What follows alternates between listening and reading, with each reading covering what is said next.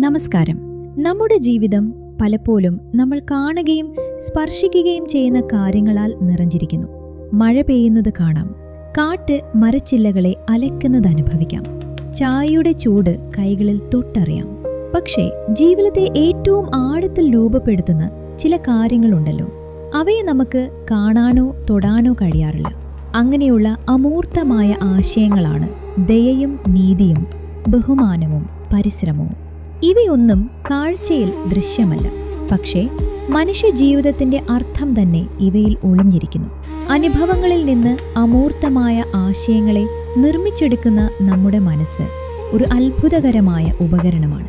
ജീവിതത്തിലെ ചെറിയ അനുഭവങ്ങളെ ശാന്തമായി ശേഖരിച്ചു അവയെ തമ്മിൽ ബന്ധിപ്പിച്ച് ഒരു പുതിയ ധാരണയായി മനസ്സ് രൂപപ്പെടുത്തുന്നു.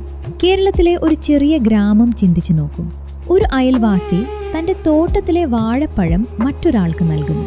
അതുപോലെ മഴയിൽ നിൽക്കുന്ന ഒരാളുടെ സ്കൂട്ടർ ആരെങ്കിലും തള്ളാൻ അയാളെ സഹായിക്കുന്നത്. ഒരു കടക്കാരൻ യാത്രക്കാരന് ഒരു ഗ്ലാസ് വെള്ളം നൽകുന്നത്.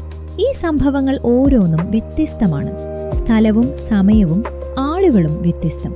പക്ഷേ നമ്മുടെ മനസ്സ് ഇവയെ ശാന്തമായി നോക്കിക്കൊണ്ടിരിക്കും. പിന്നീട് ഒരു സാദൃശ്യം കണ്ടെത്തും. ഇവിടെ ഒരു പൊതുവായ ഗുണമുണ്ട്. മറ്റൊരാളിനെ സഹായിക്കുന്ന ഒരു മനസ്സ്. അവിടെ നിന്നാണ് ഒരു പുതിയ ആശയം ഉദിക്കുന്നത്. അതാണ് ദയ. ദയയെ നമുക്ക്